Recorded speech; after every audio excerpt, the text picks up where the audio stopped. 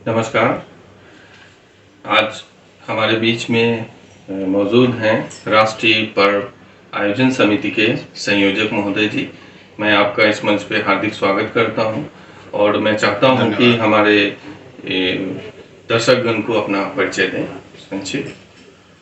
मैं भास्कर सिंह, राष्ट्रीय पर्व आयोजन समिति का राष्ट्रीय संयोजक, और इस समिति को मैं लगभग 2010-11 से चला रहा हूं। ये मेरा संक्षिप्त छोटा सा परिचय है। बहुत बहुत धन्यवाद सर। और मैं जानना चाहता हूं कि ये जो राष्ट्रीय पर्व आयोजन समिति है, ये किस प्रकार से अपनी भूमिका निभा रही है? जी, बहुत अच्छा प्रश्न आपने पूछा है।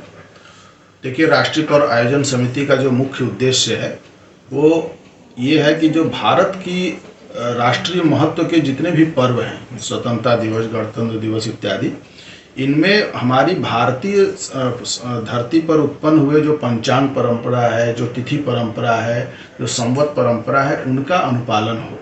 यही इसका मुख्य उद्देश्य है। इसी उद्देश्य को लेकर के हम लंबे समय से इस चीज़ को पब्लिक के बीच, जनता के बीच जागरूकता कर रहे हैं।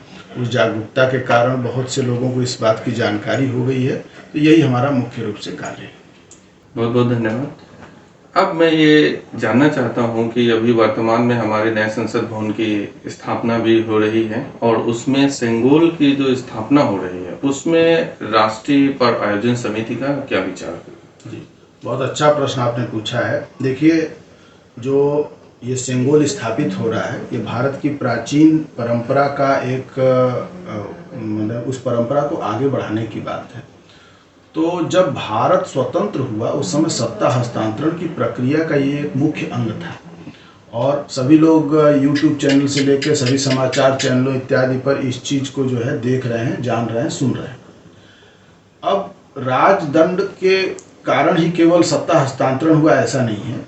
एक चीज़ जो अभी भी लोगों से छुपाई जा रही है, नहीं बताई जा रही है, सरकार या तो उसमें रुचि नहीं ले रही है, जो भी कारण हो, तो राष्ट्रीय पर्व आयोजन समिति एक तो सबसे पहले ये जो चीज़ हो रही है, मोदी सरकार के वर्तमान जो भारत की सरकार है, नई संसद स्थापित करके जो चीज़ कर रही है, इसका बहुत ही स्वागत योग्य कदम है और ये भारत की परंपरा को पुनर्जीवित करने का, हमारे सांस्कृतिक स्वाभिमान और महत्व को आगे बढ़ाने की बात है। ये स्वागत योग्य कदम है। इसी क्रम में सत्ता हस्तांतरण के समय एक और चीज़ हुई थी कि भारत की जो स्वतंत्रता, तो भारत और पाकिस्तान 14 अगस्त को ही बन गए थे, लेकिन जब भारत की स्वतंत्रता को सत्ता हस्तांतरण की बात आई तो आपको मालूम है भारत एक ज्योतिष यहाँ से ही उत्पन्न हुआ।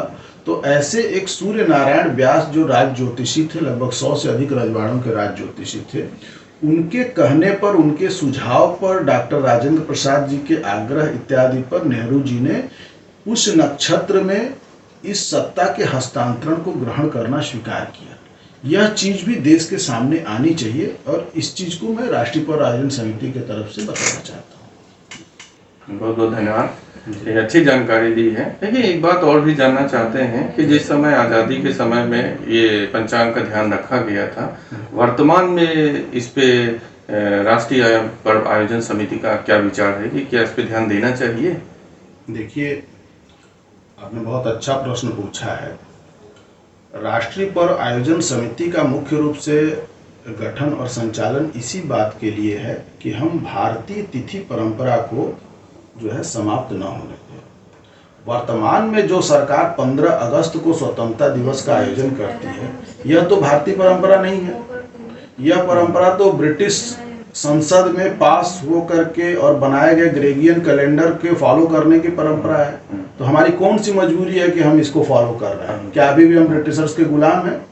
अगर हम भौतिक गुलाम नहीं तो मानसिक गुलाम तो है ही है। इस चीज़ को जितना ही सरकार जल्दी स्वीकार कर ले, सरकार और हमारी जनता को जानकारी ही नहीं है, तो वो स्वीकार अस्वीकार करने का महत्व उसके लिए नहीं है। इसमें एक बहुत महत्वपूर्ण बात है कि पुष्य नक्षत्र में हमारी स्वतंत्रता ली गई। श्रावण कृष्ण चतुर्दशी संवत 2004 में हमारी स्वतंत्रता हुई। इस चीज का उल्लेख न हमारे बच्चों के पाठ्यक्रम में है, न इतिहास में कहीं बताया जाता है। इस चीज को लेकर के मैंने भारत सरकार से जब जानकारी चाही तो उन्होंने ये चीज बाकायदे लिखित में मुझे उपलब्ध कराई। भारत सरकार का एक अलग से विभाग है जो ज्योतिष और पंचांग पर ही काम करता है। ये भी बात लोगों को नहीं पता है। तो ये चीजें जो है, जिस तरह से इस राजदंड को स्थापित किया जा रहा है, जो सत्ता हस्तांतरण से जुड़ा हुआ है, जो नेहरू जी के काल से जुड़ा हुआ है, उसी तरह यह भी नेहरू जी के काल से जुड़ा हुआ है और यह भी सत्ता हस्तांतरण का पार्ट है।